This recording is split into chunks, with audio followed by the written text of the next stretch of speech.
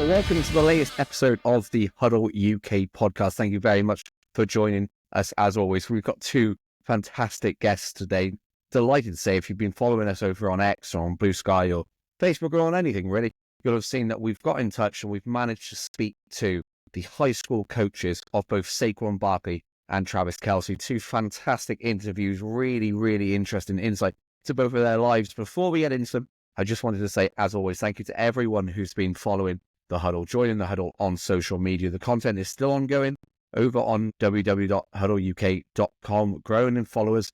The engagement's been really, really fun. We're up to 32 writers, as I previously said. We're probably going to expand that moving forward. We're hoping to get up to 2 writers per team next season. So if you are interested in joining the team over at HuddleUK.com, please get in touch at admin@HuddleUK.com. We're also going to be looking for guests. There's going to be a fantasy league on Sleeper moving forward next year with some prizes. Someone's already pointed out over on the social media the hoodie that I am wearing, the Huddle UK branded hoodie. There's going to be loads of stuff like that to look forward to. And as we say, this episode, we're starting the build up to next week's Super Bowl. Of course, 8 days away now is the time that this episode comes out. The big one in New Orleans, the Kansas City Chiefs against the Philadelphia Eagles. No matter who you support, hopefully a very good game. If not, we can all enjoy Kendrick Lamar at half time. We wanted to keep it fair, so we've gone for a coach for a player from each team, arguably the best player, excluding Mahomes, but Saquon Barkley having one of the best years any running back has ever had. In fact, in 30 more yards, assuming he gets that against the Chiefs, he will have the single season record for the most rushing yards from a player. That's postseason and regular season combined. Quite an achievement from Barkley, and some really nice stories you'll hear now shortly coming up from his high school head coach, Brian Gilbert, who said, interestingly, that Barkley was not the best player when he first met him. It was about hard work, determination, and that was the common theme between both the guests that we'll have on today. Is it isn't about necessarily your strength or your speed when you're younger. It's about the mentality that draws you through. So we'll start with Saquon Barkley's coach, then we'll have a little break in between the two, and then we'll jump into Travis Kelce. But without further ado, Brian Gilbert. Well, of course, we wanted to cover all the major players in the Super Bowl, and there might be no bigger player than Philadelphia Eagles running back Saquon Barkley. From this side of the pond, it's hard to get up close and personal, but I'm delighted to say that the person who's joining the Huddle this week, Brian Gilbert, knows Saquon personally. Brian, was the high school head coach you were for Saquon? Yes, correct. Yep. In 2010, I joined Whitehall High School, and Saquon was still in the middle school level. And then, he worked up through the program and saw him play as a 9th grader. And he eventually got to varsity as a 10th grader. And has grown since then. For the people in the UK, what sort of ages are we talking about then? So for 10th grade and varsity, what age did you start working with him? Probably age 14, 15 years old. Yeah. And at that point, did you see something in him? No, and it's a great question. And this is a story that, is good for any athlete to hear. Saquon Barkley was not the best athlete at 14 years old. He likes telling the story. Some of his best friends still today were some of those athletes that when he was 14 were more developed at that time. Bigger, stronger, faster. And Saquon was unsure if he was going to stay with football. And, it's not the story like Michael Jordan getting cut from his high school team, but, there were times where Saquon Barkley second-guessed himself playing football, believe it or not. And only through his own hard work and dedication to weight training and, getting bigger, stronger, faster, did he develop into the player that we see today. Just doing my research on his time in high school, there were a load of other sports he was also playing, wasn't he? As you say, he wasn't necessarily just football minded. Correct. As a young kid, wrestling. I mean, he, as you can well imagine, with his quickness and speed and strength, he was a very good wrestler. Stopped wrestling when he got to high school and started playing basketball. He never played basketball before, and he's only 5'11", and basketball players are over 6 feet. Some are pushing 7 feet. But all you saw in the middle of the court was Saquon out jumping them and out hustling them. So basketball, and then he was a track star also. With his speed, you can well imagine he won a lot of medals in track. Yeah, that doesn't come as a surprise, having seen the games played this season and even before he was with the Eagles. Was there a moment through his high school career where it started to change, where you started to go, okay, the effort's being put in now, there is a real bright future for this kid? Yeah, absolutely. I mean, the effort was always there. It was just his body needed to catch up with what his mind wanted to do. And some kids develop a little bit later, but it was, so high school is 4 years, right? So it was after his second year of high school, we went to Rutgers University for a camp, and he had not played varsity level football that much at to this point, but he did so well that summer at that camp, they offered him a full scholarship to Rutgers University. And at that point is kind of where that was the turning point, because that led to other college scholarships and then ended up leading him to go to Penn State. But that was kind of the moment that summer going into his junior year where we really saw the potential that he had. As a head coach, I guess it's really nice to have someone like that on your team. Yeah, it made my job easy. It made my job easy. Just give the ball to Saquon and get out of the way. So that was pretty easy. Are the nuances sort of an offensive line and how it all works the same in high school as it is in the NFL? Absolutely. Absolutely. And um, we were a rather small high school. So our size of our players and our seasons were up and down. We'd had a run of students where they were big kids, so we had better teams. And unfortunately for Saquon, he didn't have a big line in high school, so most of the things that he had to do, he did himself. We had good players, we had dedicated players, hardworking players. We just didn't have the biggest players. He didn't have the biggest line. Kind of, on a smaller level, you parallel that with the Giants, right? The Giants didn't have the best supporting cast for him, so he had to do everything himself to try to get those yards. Whereas the Eagles, there's a lot of good players, a lot of supporting cast, which has opened up more opportunities for Saquon to be able to shine. I heard a great story in the commentary booth. I can't remember which commentator it was, but they were talking about him, I think age 8, where he had a bet with his father of how many touchdowns he would get in a year. And he sort of ripped off a 95-yard touchdown, went over to his dad, and then saw a flag on the field, said to his dad, "Don't worry about it."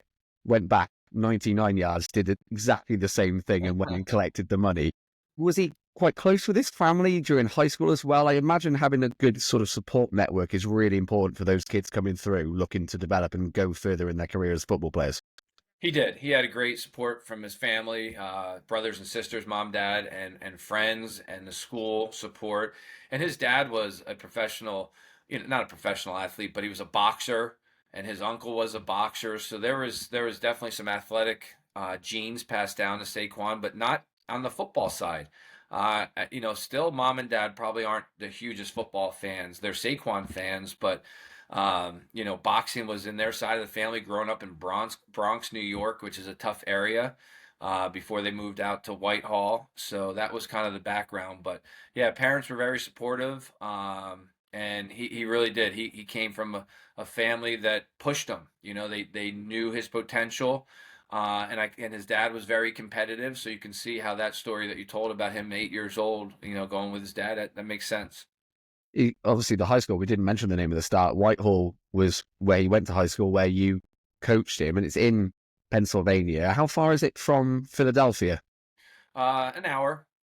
An hour or so. So Yeah, he's almost basically back home now, isn't he? he Where is. he's playing for the Eagles. He is. Well, what's interesting about our area, if anybody takes a look on the map, if you look at basically Allentown, Pennsylvania, we're an hour from Philly, and you could probably get to Giant Stadium in just a little bit over an hour, maybe an hour and a half. So we have a lot of Giants fans around here too. We're so close to New Jersey. We can get to New Jersey in 20 minutes from where we are in Whitehall. So this where we're located in Pennsylvania. There's still a lot of Giants fans. So although most of us are happy that he went to the Eagles, there's a lot of upset Giants fans. I'm walking my dog, every morning in our neighborhood. There's Giants, fans giving me the dirty looks because they know that I'm happy about Saquon going to the Eagles. So it's Have fine. you had much contact with him since he left high school? I saw a picture, I believe, on your X account where it looked like he'd returned to a high school game. Yeah, we retired his high school jersey a few years ago. It was great. I sent him texts mostly just congratulations. Congratulations, 2,000 yards. Congratulations, you're going to the Super Bowl on your birthday. And his responses are thanks, coach. And we have to understand these professional athletes need their space, and I think he respects that I'm doing that. But he always takes the time to get back to me and say thank you for reaching out. So. That's Did all you I say got. the Super Bowl's his birthday? Yes, he's going to be 28 on Super Bowl Sunday. Oh wow, that's just to put even more emphasis on the date. That's a good one to know. Hopefully, it'll be a good present for him. When you were watching him with the Giants, obviously he was a brilliant player for the Giants, an incredible rookie year. It always quite felt, whether it be injuries or the fact the Giants weren't the best team in football, that they couldn't, he hadn't quite unlocked his potential in the NFL. Did you feel that as well watching him when he was playing for I did. It New was York? frustrating, to be honest with you, um, because we know you just need to give him a little space. He had so many big runs this year because they were able, with the offensive line the Eagles have, the receivers that they have, to just be able to find some space for him. And that was something he just couldn't get going with the Giants for whatever reason. And I'm not an NFL coach, but it was hard as a fan to watch him get bottled up so much. So just seeing how much fun he's having this year with his teammates is all worth it. The stat I touched on the latest episode of this show, I did a bit of research because I wasn't quite sure on my facts last time, but I looked it up, and it's the number of 60-plus yard rushing touchdowns in a season. Now, that record was held before by Adrian Peterson and Jim Brown at 4 Okay. on a single season. Peterson still holds the record for the most all time. But Barkley has had 4 this season against one team, being Right. the LA Rams. He's on 7 for the season. His explosiveness is off the scale, isn't it? It is. It is. And people ask, oh, did you see this coming when he was in high school? And my answer is usually no. But if you look at his high school highlight tapes, that's kind of the runner he was there also. It might have been, 2 yard gain, 2 yard gain, 60 yard gain. And the spin moves, the hurdling, there are some parallels that we definitely saw his junior and senior year in high school. But to be able to do it at the NFL level is amazing. To be able to outrun, usually the fastest guys on the team are the defensive backs because they're the last line of defense. If you get by them, it's a touchdown. So usually you put those guys are faster than receivers most of the time. And how many times have we seen Saquon this year run by those guys? And that's what's amazing. Saquon's already run 30, 40 yards to get to those guys as well Right. sometimes. So, yeah, absolutely incredible season he's had. I think now 30 yards off the single season record for regular season and postseason combined. Terrell Davis obviously holds that record still. The Kansas City Chiefs are a good defense. There's a reason they're in the Super Bowl for God knows how many times in how many years. It's been a crazy run for them. But there's no way he doesn't get 30 yards in the Super Right. Bowl, is there? Exactly. Hopefully on the first run so we can all just focus on something else. Yeah, that would be nice. A nice birthday present as well. I think that would ease the nerves. Right. The MVP conversation is a really interesting one. I think a lot of people over here in the UK find it, at first when they get into the NFL, hard to wrap their head around because a lot of people would watch the NFL this year and go, well, the best player this season has been Saquon Barkley. But if you then looked at the odds for MVP, he is often 4th or 5th in the running. I understand the quarterback is the most important position, they say in football. Do you feel like the award's fair? Do you feel like on a year like this year, a record-breaking year by so many metrics, that Saquon should be considered or highly ranked in an MVP conversation? Yeah, it's a great conversation to have. I mean, it is a quarterback league. And usually what I do with the high school level, the college level, when you MVP, which player, if you take him off that team, would hurt the most? And it ends up being the quarterback, right? If you take Mahomes off the Chiefs or the quarterback from the Bills out, this year you can argue though, if you take Saquon out of the Eagles mix, yeah, that might not be the same team. So if you go by those standards, which is the standards I've always looked at, he's got to be in the mix. Without Saquon in this offense this year, the Eagles' offense looks different. All the home run plays, the long runs, and the grinding out at the end of when they get that lead, they're giving them ball to grind it out. So It's tough because it is quarterback league, but if you go by those standards, what one player, if you take them off of their team for this year, would hurt the most or make the biggest impact for that team. And, that's how I would argue it should be Saquon Barkley. Yeah, I would agree. I think Josh Allen would probably be the next closest of the Bills. I think obviously they lost to the Chiefs last weekend, but I think he's the other player you look at the team around and go, without him, he's so focal to that team. Super Bowl then, we'll talk about it briefly. 28th birthday, the record's on the line. Eagles won it a few years ago, but I guess a lot of the conversation, the build-up is going to be about Kansas City and the three-peat, and I think every other team other than Kansas City fans are sick to death of hearing about it at this stage. On the serious note, though, do you think the Eagles win it in New Orleans, or do you think the Chiefs will complete what was written? I think the Eagles are going to do it because it just seems like they're having so much fun together. It's a different dynamic than if you're an Eagles fan and watched them over the last few years, even when they were in the Super Bowl. These guys are laughing together, they're hanging out together off the field.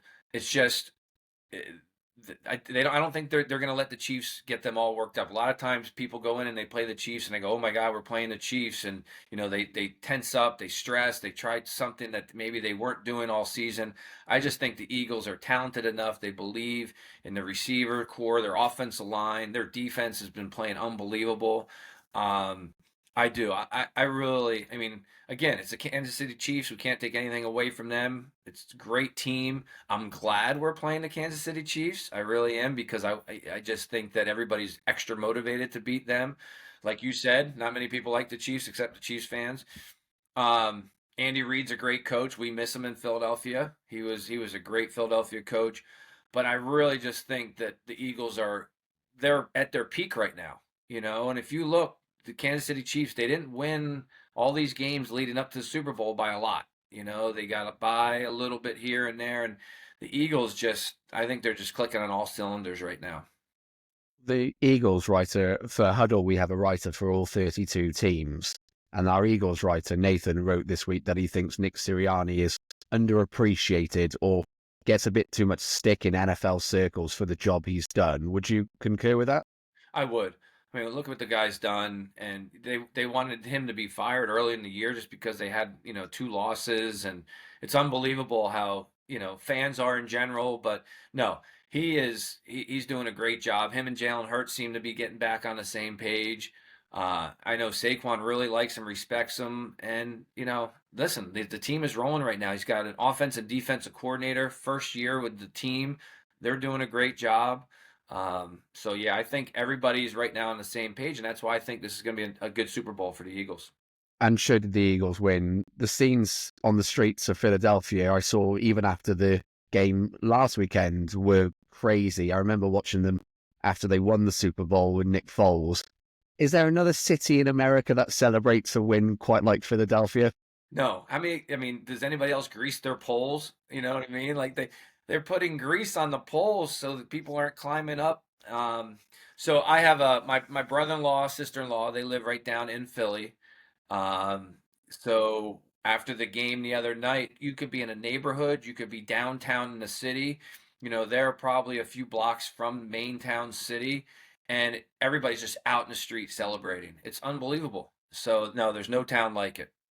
Well, hopefully for Philadelphia, yourself, Saquon, and all those involved with the Eagles, it will be revenge for a couple of years ago. Brian, I really, really appreciate you taking the time to jump on the call, and it's great stories about Saquon, and hopefully it will be a happy 28th birthday for him, I'm sure. Absolutely. Well, thanks for having me, and good luck with Huddle. Thank you very much. I really appreciate it. A big thank you again to Brian for joining the Huddle this weekend. Really good to speak to you. Brian is over on X at Brian Gilbert09. I know he's already liked some of the preview material for this podcast. So great to have you on board. Great to chat to you. And as we said, 28th birthday for Saquon Barkley. Wasn't aware of that. So catching up in age with myself, and I know a lot of the other writers over at HuddleUK. The next guest, as we mentioned at the top of the show, was a coach of Travis Kelce and Jason Kelce in high school. In fact, the offensive coordinator for both of those players. I'm not sure if many people here will have known, but both Travis and Jason were not playing in the positions in high school that they played and became one of the best players in their respective positions for in the NFL. Jason Kelce's position particularly came as a bit of surprise to me in this interview. So we're going to speak to Kahari Hicks now, as I said, the former OC of the two at Cleveland Heights High School. And thank you again to Brian. Thank you in advance to Kahari. And without further ado, Kahari Hicks, one of the players who we expect to have a big game in the Super Bowl, a player who always in the postseason seems to turn up, is Travis Kelce, tight end for the Kansas City Chiefs. And much like with Saquon Barkley and other players, I wanted to speak to someone this week who knew Travis, who'd worked with him as a kid. And I'm delighted to say I'm joined by Kahari Hicks. Kahari, offensive coordinator for Travis at high school, if I'm not mistaken. Yes, sir. How was it working with him? Obviously now a much older gentleman than he was when you worked with him. Did you see anything in him as a kid? What was your first interactions with him like? Travis was always charismatic, always a leader. Everything that you're seeing right now, none of it really surprises me. He commanded a very strong understanding of the offense. People listened to him, but most importantly, he was a really, really good teammate. He was a team-first player, and he played with passion, understanding, and just did things with the ball that the average high school player could not do. But I can't emphasize enough how much of a team-first player he was and how easygoing he was and very likable by his teammates. And this is at Cleveland Heights High School, where he played football, basketball, and baseball. As you say, a team player, not a surprise that he lent his skills to other sports as well. Absolutely. I was actually the basketball announcer for the basketball team. So you saw that same raw emotion and passion that you see on Sundays for the Chiefs. You saw it in high school. You saw it on the basketball court, just the ultimate competitor. When he was in high school, was there a time where you thought he might take basketball up more seriously, or was football always his go-to? I think when you looked at Travis's frame, he had a Division I frame in football, basketball, and baseball, but there was just something different about him as a football player. And I think a lot of people talk about what makes somebody a really good Division I player, what makes someone a good pro player, and what it was ultimately the mentality. And there's a thing about the way he competes, and just he would not back down in any situation. I just remember one game we were playing Warrensville, and we had to get a score, and he ran the ball, I don't know, 6 or 7 plays in a row and just refused to. You saw a 6'4", 6'5" quarterback just bullying over people. Then you saw him on the basketball court drive us past a team to the district title game. So these are things that you just saw from the very beginning, that this young man was destined for greatness. And I can't speak enough about to his character and what type of great human being he is. You just touched upon it then. I'm sure most people in America and the Chiefs fans will obviously know, but maybe a surprise to people over here that in high school, Travis was a quarterback. In last year, I think I looked it up, he ran for 1,000 yards and 10 touchdowns, and then threw another 20 or so through the air. It's interesting he went from sort of a rushing passer to such a receiving threat in the NFL. Well, honestly, I think that's what I think was big for him, was that he just had a complete understanding of the game. And then when you're playing the game as a quarterback, you understand where the ball needs to go, how it needs to get there, how to put it in windows. But then when you become a tight end, you now understand how to slide into those windows. And when you're throwing the ball, you know where you want it to go. But as a receiver, you know how quickly you want it to get there. So making that transition, I think, was big for him. But you saw a lot of stuff that you see on the football field, on the basketball court as well. Even when he was a quarterback and he could run. I mean, he could throw the ball with the best of them. But Travis would make a 5'10" corner miss in open field. He would lose a smaller defender on a crossover on the basketball court. So it's why he's the best tight end ever played the game, a first ballot Hall of Famer. He's a matchup nightmare. And I think just playing basketball, and which is what we preach to guys to be in high school, guys play more than one sport. But the elusiveness that you saw on the football field and the basketball court at quarterback translated perfectly to the NFL game. And even now at 35, he's not the quickest guy. He's never been the quickest player out on the field, but he's still making guys miss today, isn't he? He's still got a step, an explosion. But I keep trying to tell people, it's the X factor with Travis is the mental aspect, where he's just not going to back down. We were playing Minner his junior year, and Minner was ranked number 1 in the state that year, and he just made plays out there, and a lot of people thought we were just going to get smoked. But he was just so competitive, and he put that team on his back and just made play after play after play. And it's just that competitiveness that the great ones have, the Travis Kelces, the Kobe's, he has that type of killer mentality on the football field, and that's why he's still extremely difficult to cover. Did you spend much time? I'm not sure what years you were there. Did you ever cross paths with his brother Jason as well? Yes, I coached Travis freshman, sophomore, and junior year. I coached Jason all 4 years. I had Jason freshman through senior year.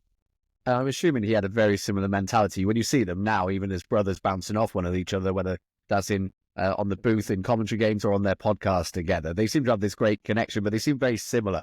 One thing about Jason that a lot of people don't know this. Jason played running back in high school, and so we would give the ball to Jason on a jet sweep. Now, mind you, this is Jason Kelce now. He's 6'4", 230, and just runs over this big-time D1 guy and just buries him. Then we're playing Minner one game. He runs a jet sweep down the sideline for like a 60-yard touchdown. But people don't understand, like, these are elite-level athletes. Like I gave Jason some of his high school film, and I texted and showed him a couple of the plays he made. We were just laughing about it when we talked, because when you see him, do a pin and pull at center and get around the edge, you're just like, you know he could do that, because if you can run the ball for a 70-yard touchdown, pulling as a center and burying a guy is nothing. So, Jason, another one, phenomenal man, came by my house. My daughter was kind of watching from the door. Me and him were just talking about my father when he passed away, just about, life after football. And he saw my daughter there, and he's like, man, come get in this picture. Because my daughter was kind of shy to take the picture with him. But I think Jason, Travis, here's one thing about him. Such down-to-earth human beings. Like, we just sat there, we just talked at my house one day when he was back in town. When him and Travis came to the school, they will sit there and take pictures, sign autographs for every single person. Jason comes into the elementary school and gets and starts playing in the band with his with them.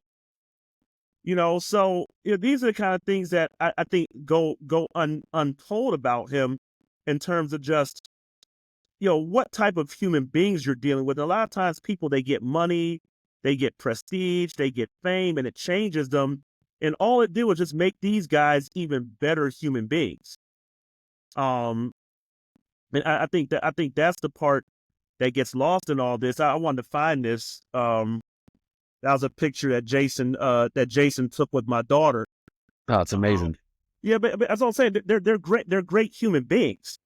Like they money like literally, you can sit there and say you don't know what money's going to do to a person, but you know what it did to them. Nothing. It just made them, they're the same old guys. They're generous. They both do things within their communities.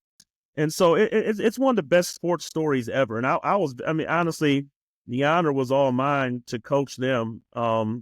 It wasn't like I was like some guiding force in their life. I mean, they had phenomenal parents. Both of their parents were great people. And so everything that's happening to them, I don't think you find a better story in sports. I was very fortunate to go to the Super Bowl when they both played against each other. And so I wore my height shirt, and everybody do you know the Kelce brother? I think someone thought I was joking, like I was lying or something. I said, I coached both of them. They said, and you just heard so many fan interactions. Oh man, I saw Travis here. He was so cool. No one had anything negative to say about him. It's a testament to them as people. Yeah. I mean, literally, they are like, it warmed my heart when Jason retired. He actually shouted me out. And Oh, really? yeah, I was shocked. Because I'm a lot of people can't. I was a young coach when I coached Jason and Travis. I was learning my ways, and yeah, if I could coach them now, I could do so much better by them now because I just learned. I was a young offensive coordinator at the time. I made a lot of mistakes. Um, I've made that known to both of them. I said, I just wish I could have gave you guys more. Because some people want to say, well, I coached this person, I coached that person. And they want to make it seem like they were the one that developed them and made them who they were. And Kahari Hicks was just a coach that happened to be there while they were there. And I just tried my very best to put them in the best situation to become successful.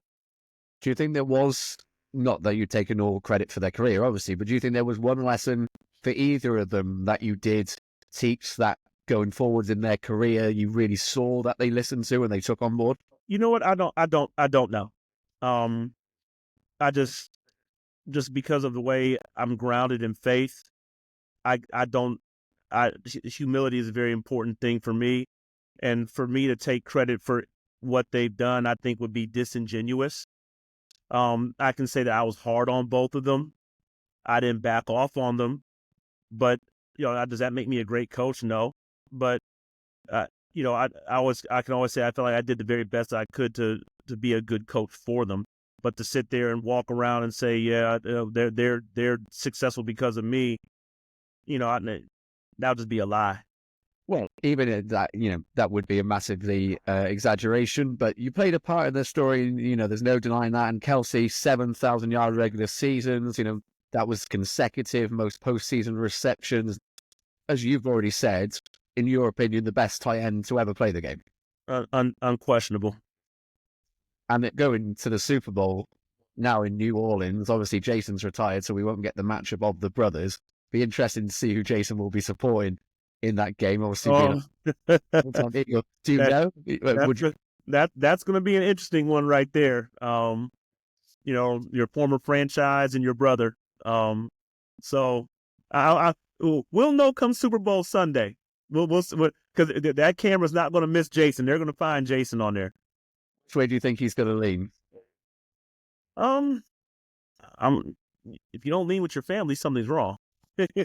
I know he said on the New Heights podcast last year that he would support the Eagles. Yeah, so who knows? I mean, I would think, I don't know, sibling rivalry, who knows? Do you think they played off each other? Do you think they made each other great in that respect? Oh, 100. Each other. Oh man, them each other in practice. The little bit of time they were there together was something to see. They pushed each other. On that time when they were together, was Travis then handing the ball off to Jason if they were playing quarterback and running back? No, not quite, but they were both there together. And just imagine you and your siblings arguing. I can do that. So that was going to happen. But I mean, it's all stuff that we can laugh about now. They 100% pushed one another. The greatness, the competitiveness between both of them was undeniable. Looking ahead to the Super Bowl, then, who do you think comes out on top? Do you think Kelce and the Chiefs complete this three-peat, or do you think it'll be the Eagles that win it again? I do think that the Chiefs are going to get this one. I think when you're talking about a team that has a chance to make history and cement, I mean, they've already got a legacy, but to go 3 in a row, which is unprecedented in today's NFL, I think that's a huge motivating factor to want to cement your legacy in ways that no one else has really ever done. So you think they get the job done in New Orleans? I believe so, yes. Interesting. Well, it's not a surprise that people we're speaking to know Travis is saying the Chiefs. People we're speaking to on the Eagles side think the Eagles. I think whatever you side of it you're on, it should be a good game, a really entertaining game. Kahari, thank you very, very much for joining the huddle. I really appreciate you taking the time out of your day to speak to us, and great stories and great insight into the Kelce's life. And if you want to see the photo as well that Kahari showed, you can watch the YouTube version of this podcast. Thank you very, very much for joining us. And hopefully, maybe if the Kelce brothers do something again in the future, we'll be in touch and have you on another episode. Absolutely. I appreciate you having me. Thank you very much. Yes, a big thank you again to Kahari Hicks, who is over on X himself at Kahari_Hicks. Big thank you to Brian. The two of you have been fantastic to speak to. Thank you very much for joining the huddle. We've got some exciting guests lined up for next week as well. We've got some beat writers from both Philly and KC joining the show to give you the views from the camp. They've spoken to the head coach and the players themselves, so they'll give us all the latest ahead of the Super Bowl in New Orleans. And fingers crossed, I think we're going to have the head coach of a very, very special player who will be in that game. Stay tuned. You'll see on social media if that does transpire to be the case. Thank you very much for listening to this episode 6 or episode 5 even of the Huddle UK podcast. Episode 6 will be next week ahead of the Super Bowl. Enjoy the Pro Bowl if that's what you're watching this weekend. Enjoy your weekends anyway. If not, thank you for listening and thank you for joining the Huddle. We'll see you next week.